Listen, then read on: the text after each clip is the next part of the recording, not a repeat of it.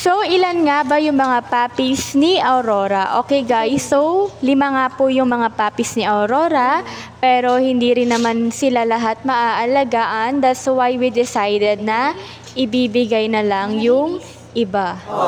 Kakukute kasi ng mga ito at dahil nga dalawa yung white, itong white na walang black sa mata yung kinuha ko.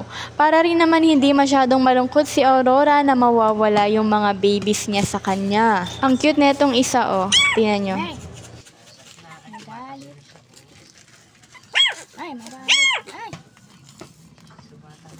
Parang nakaraan lang hindi pa sila nakakakita pero ngayon ayan, marunong na silang tumahol. Yung iba dyan ay wala pang may-ari. Siguro malulungkot si Aurora kapag kinuha na yung mga babies niya sa kanya. Ayan nga at naghaharutan sila. Sana guys, yung next na mag-aalaga sa mga ito ay maaalagaan talaga sila ng maayos. Kung pwede nga lang nasama-sama na lang sila, why not? Overprotective pa nga yan si Aurora na minsan nakala niya ay kukunin na mga pusa ang mga babies niya. Ganun talaga kapag nagiging mother na. Ayan, Aurora ang batang ina.